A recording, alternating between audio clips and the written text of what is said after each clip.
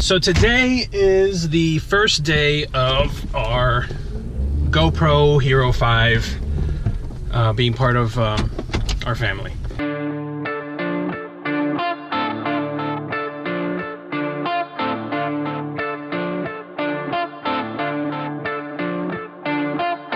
Alright, so this is walking blogging test with my new GoPro Hero 5. I'm speaking not too loud. I'm trying to talk kind of low. It's not that loud where I am right now, so I'm talking kind of low because I don't want to sound like a crazy person talking to himself. So I'm shooting at 1080p in linear mode, which is this new feature where it's not as wide. I'm going to switch to wide mode and see how that looks. All right, so now I'm holding the camera the same distance from my face. I didn't switch it to wide yet. There's a narrow mode. So this is narrow, which it's almost like a zoomed in.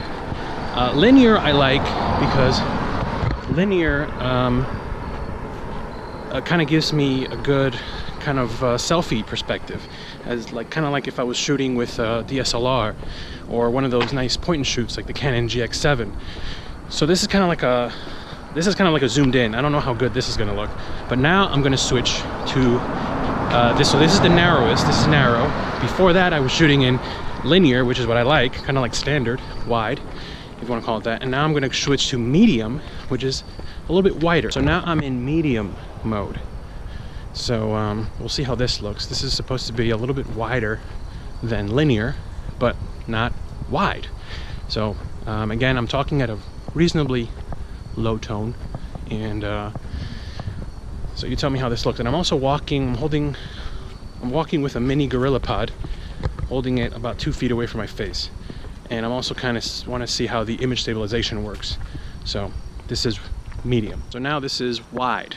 This is kind of like the standard action camera wide angle. Again, when I look at the video, I'll see if this is kind of like too wide for holding it 2 feet in front of me, but it's probably great more for action stuff. There's one last mode, and that's super wide. So I'm going to switch it to super wide, and once again I'm shooting 1080p 30 frames per second on the GoPro Hero 5 Black. And last but not least, here we are in super wide. So again, I'm holding it 2 feet in front of my face, talking at a reasonably regular tone, voice, volume, and this is super wide. So you tell me which one looks better for vlogging. And as a car was going by, I don't know how the sound of the car affected my audio.